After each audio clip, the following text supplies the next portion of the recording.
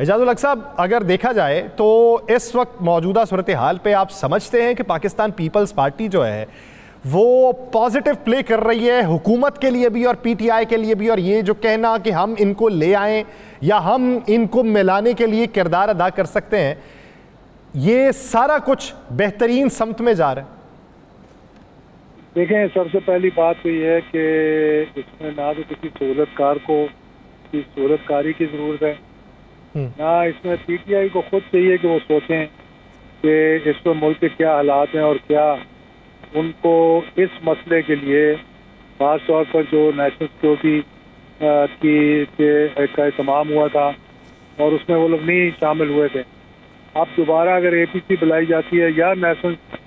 Security का इजलास बुलाया जाता है तो उनको वॉलंटरली कहना चाहिए कि हम आ रहे हैं। वो क्यों किसी पार्टी को लेवरेज देंगे और उसका वजन बढ़ाएंगे कहकर कि जी हम पीपल्स पार्टी के थ्रू आने के लिए तैयार हैं।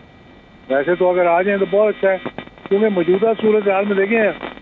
ये इस वक्त सियासत जो है वो सानवी पोजीशन हासिल कर चुकी है। इस वक्त दहशत गर्दी जो है वो सबसे अहम इशू है और हुकूमत को भी मैं समझता हूँ कि जो पिछली नेशनल सिक्योरिटी काउंसिल की मीटिंग हुई थी उसमें चलें कंसेंसस तो इवॉल्व नहीं हो सका कि पीपल्स पार्टी उसके अंदर पीटीआई उसके अंदर नहीं आई थी, लेकिन जो उसके नहीं पीटीआई के ना आने को सर बहुत सारे लोग कहते हैं कि जो भी है केपी के वज़ीर आला नुमाइंदा तो पीटीआई के हैं, चले रियासत के भी अगर वो नुमाइंदा हैं, सूबे के भी नुमाइंदा हैं, लेकिन ताल्लुक तो पीटीआई से है और माजी करीब में बहुत सी मुलाकातों का हिस्सा भी रहे हैं, तो वो आए हैं तो कम से कम उनको नुमाइंदा तो माना जाए। ये तो फैसल वापडा साहब ने भी कहा था। नहीं नुमाइंदा देखें, बात नुमाइंदगी की नहीं है कि जमात की नुमाइंदगी एक इतनी बड़ी ऑपोजिशन की जिसकी 92 सीटें हैं और फिर साथ उनके अफसरी साहब भी हैं, अल्लामा नासिर अब्बास भी हैं, उनके साथ दीगर लोग भी जो है अख्तर बेंगल साहब मुंतले के अख्तर बेंगल साहब ने तो खैर इस्तीफा दिया हुआ है, पता नहीं एक्सेप्ट हुआ है कि नहीं हुआ है। वो इस्तीफा देने के बाद तो नहीं आ सकते पार्लियामेंट के अंदर। मैं वो जमातों की बात कर रहा हूँ जो पार्लियामेंट में मौजूद है। तो वो कंसेंसस देखें, दो चीज़ें थी सिक्योरिटी काउंसिल की मीटिंग में मेरे नज़दीक जो है, एक ये थी कि कंसेंसस इवॉल्व करना था, दूसरा ये था कोई लाएमल बनाना था और वे फॉरवर्ड देना था। कंसेंसस इसलिए नहीं बन सका कि पीपल्स पार्टी की चले में आप कह लें कि गंडापुर साहब ने उनकी नुमाइंदगी की थी, लेकिन दूसरा जो स्टेप था कि हुकूमत ने कोई लाएमल बताना था, कोई फॉलो अप करना था उसका, ना उसका कोई लाएमल सामने आया और ना ही कोई फॉलो अप सामने आया। तो इस तरह से नेशनल सिक्योरिटी की मीटिंग बुलाना और उसके बाद दहशत गर्दी को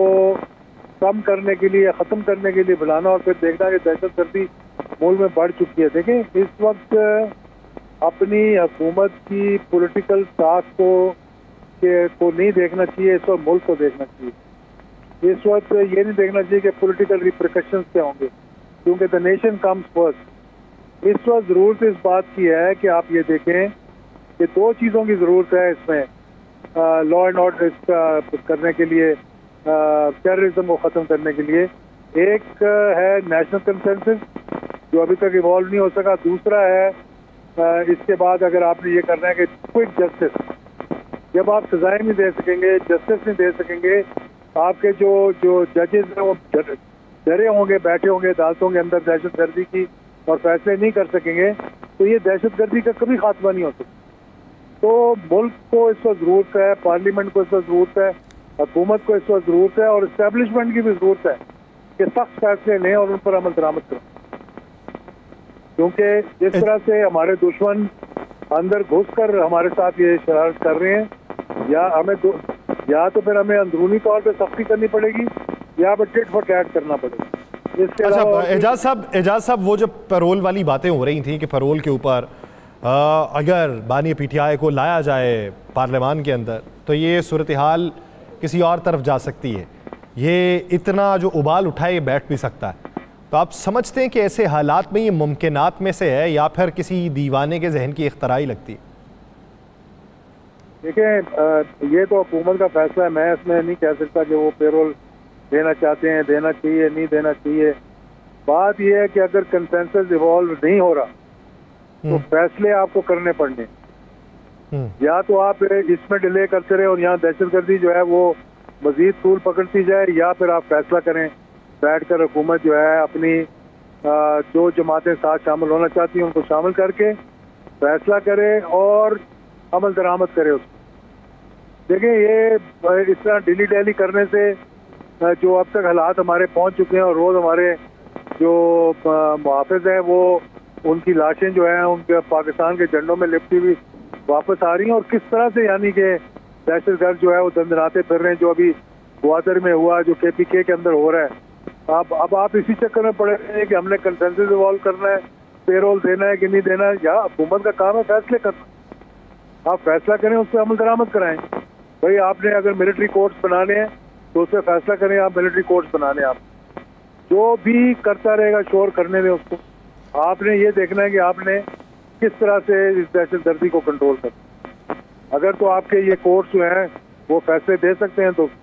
अभी आइए, आप मैं कहता हूँ कि वो उनको कहेंगे दे वो फैसले। अभी तक कन्विक्शन जो हुई हैं यासिर साहब, ये पिछले 93,000 people died in this terrorism, 4% conviction हुई हैं सिर्फ जिन लोगों को पकड़ा है। फिर ये कहते हैं जिनको पकड़ लो जाके, जिनकी कन्विक्शन ना हो रही हो, अगर आप उनको पकड़ लें फिर वो मिसिंग पर्सन में आ जाए, कोई मुल्क छोड़ के भाग जाएंगे, वहाँ से आके दहशतगर्दों के साथ मिल जाएंगे, दूसरे मुल्कों में बैठ जाएंगे और फिर यहाँ हम शोर करते रहेंगे जी मिसिंग पर्सन। तो ये हमें देखें ना, इस वक्त एक कौम बनने की जरूरत है जिस तरह के बाकी कौमें बनी हुई। एजाज साहब, एक सवाल ये है कि पीपल्स पार्टी को अगर आप देखें तो बेशतर मामलात पे हुकूमत के साथ है और बेशतर से ज़्यादा मामलात पे हुकूमत के मुखालिफ है। अब ये नहरों वाला मामला, अब एक तरफ वो ये भी कहते हैं कि कौमी सलामती कमेटी का इजलास दोबारा बुलाया जाए, दूसरी तरफ वो ये भी कहते हैं कि यकतरफा आप फैसले नहीं कर सकते, उसे हमारे ऊपर आप मुसल्लत ना करें। अब वो उन्हीं बुनियादों के ऊपर जो वफाकी हुकूमत ने फैसले किए हैं उस पर वो एहतजाज भी करते हैं, अवामी सियासत भी कर रहे हैं। अब अप्रैल के महीने में ये कहा जा रहा है कि सूरत हाल कुछ तब्दील हो सकती है। क्या आप समझते हैं कि पीपल्स पार्टी इस पोजीशन में है कि वो रास्ता जुदा कर सकती है या अपने लिए कोई मैदान बना सकती है?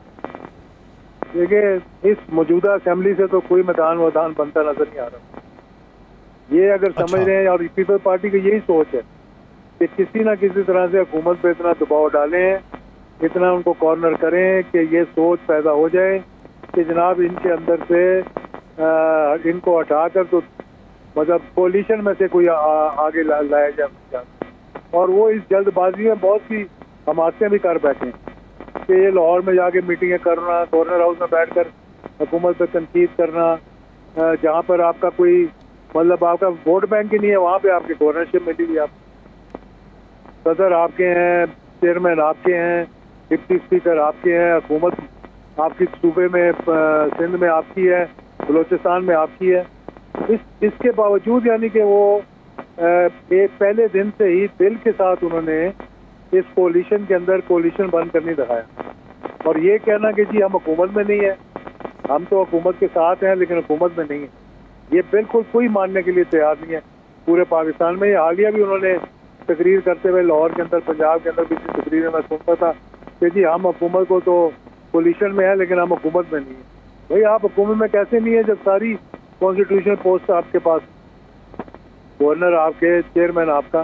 तो ये गेम जो खेली जा रही है ना, इससे भी मुल्क के अंदर जो ये बदगज़मी पैदा हो रही है, ये इस वजह से पैदा हो रही है कि वज़ीर आज़म यही सोचते रहते हैं जी इसको कैसे खुश करूँ, इसको कैसे खुश करूँ, इसको कैसे खुश करूँ, और काम सारा ख़राब हो जाए। अब मैं भी कह रहा हूँ कि मैं हुकूमत में नहीं हूँ, मैं हुकूमत के मतलब एक कोलिशन में हूँ, लेकिन जो सही काम करेंगे उसमें साथ देंगे, जो नहीं करेंगे हम तनकीद करेंगे। अच्छा, आप कोलिशन में हैं लेकिन आपने तो कोई वादा भी पीपल्स पार्टी वाला नहीं किया था। फिर वो जो एक नशिस्तों वाले थे वजारतें ले बैठे हैं, आपके लिए मंजरनामा क्यों ना बना? नहीं, क्योंकि मेरी ऐसी कोई ख्वाहिश ही नहीं है ना। मैं सर अच्छा, जिनको मिली है उनकी ख्वाहिशात थी? देखिए, जिनको मिली है उनकी ख्वाहिश है ना, वो जाके मतलब मुतालबा करते होंगे, बातें करते होंगे, कुछ न कुछ तो कहते होंगे जो जाके। नहीं